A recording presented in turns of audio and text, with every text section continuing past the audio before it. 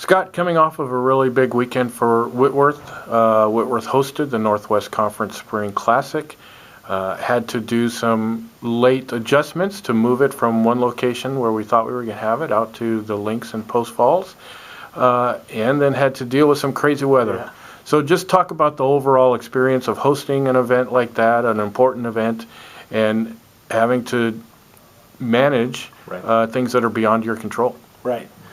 Well, and what you just said, to manage things beyond your control. And one of the challenges to the guys this year, I mean, always, but we've really tried to focus on is like identifying the things you have control over, identifying the things you don't, and then quit worrying about those things. And, the fact that the weather, just like all Whitworth sports this spring, has been very, very challenging. And we don't, in the golf world, we don't have a campus golf course, so you were also at the decisions, and we're on someone else's property every time we go to practice or play. So it's not just that we can't say to go scrape off the football field with a tractor. We're asking someone else to do something on their own private business for us. So it's been very challenging. And yes, we wanted to host the Spring Classic at the Kalispell Club, 3 minutes down the road from campus here. Most beautiful course in town, one of the most challenging courses in town. Of course, our home course. That we play the most on, and also close, being really located close to campus, just an advantage from a sleep standpoint and traveling and all that. So we pivoted and hosted at the links in Post Falls, and we couldn't be more grateful to Daryl Hull and his staff for inviting us out. Being one of the only courses open in the area, they shut the course down basically for us for 3.5 days. So instead of getting revenue, they were treating college golfers, to a tournament, which we couldn't be more grateful for. And anytime you're hosting a tournament as a coach and the host school, it's always an interesting dynamic because, the coach has to be very much involved in the running of the tournament because we're kind of the experts in this, and we're the ones doing the communicating with the other, with the golf course and all that stuff. So there's always a little bit different flair. So you have some advantages of maybe knowing the course more, but then, the coaching staff oftentimes is wrapped up in some of those other things. So again, from a place of what we had control over and what we didn't, I'm very impressed with what the guys did.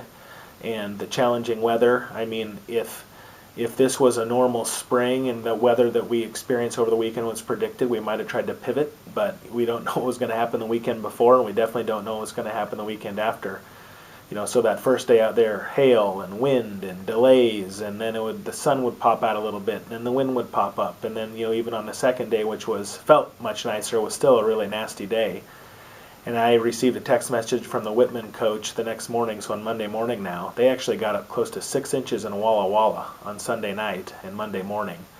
So for some of the folks that were saying we should have moved our tournament to Central Washington, I mean, they got 6 inches of snow there when we didn't even get any snow. So it's just a wild spring for us for that.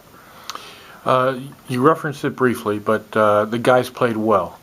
Finished second by 2 strokes, but really made a strong charge after being behind by 8 strokes after the first day, and we're within a stroke with a couple of holes to play.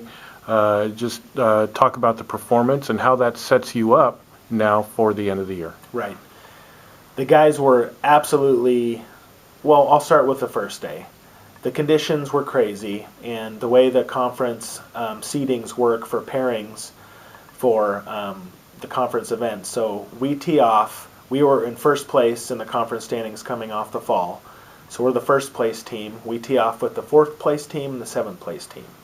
The 2nd place team tees off with the 5th place team and the 8th place team. The 3rd place team with the 6th and the 9th, and so on. So our conference, very top heavy, 1 through 3, so we didn't get to play with each other. And if we're teeing off in the morning wave at 9 a.m. to 9:50, Whitman's teeing off in the third wave. It could be better weather conditions, it could be worse. I mean, Saturday was awful all the way around. But, we go through that front 9, and it's rough, and the scores are high. We don't know what Willamette's going to do, the second wave, and definitely don't know what Whitman's going to do in the third wave. And Willamette and Whitworth were about neck and neck, and Whitman played some unbelievable golf and was even par through the front 9. And luckily for us, we played very good on the back 9 that day. And on our 4 counting scores, we went 7 under on the final 3 holes on that first day to bring us back into respectability. Whitman struggled just enough on the back 9 to allow us to be within 8 shots, which is a large margin in college golf, especially when you're dealing with other teams. So we knew going into Sunday, regardless of what the weather was going to be, we had to kind of put out an all-time performance, which our guys did, and we needed them to give some shots back, which they didn't. They shot even par, which, we beat them by 6 shots on the final day, and we tied Willamette, so Willamette played fantastic golf on the second day as well. So from a coaching standpoint, and where I want our guys to feel mentally, after this weekend, is we did everything we could possibly do in that final day. And you're absolutely right.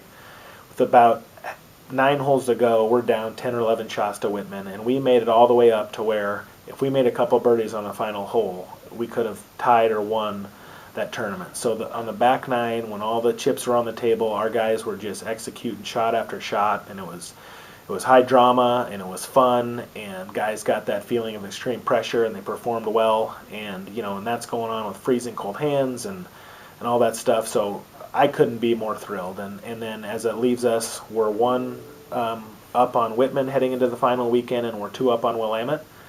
If we would win the tournament, which is what you want anyway, so even though we are the conference leader at the moment, if we go win the conference championship, then we're the conference champions and get the automatic berth into the national tournament. So everything that we set out to do at the beginning of the year is still very much in front of us.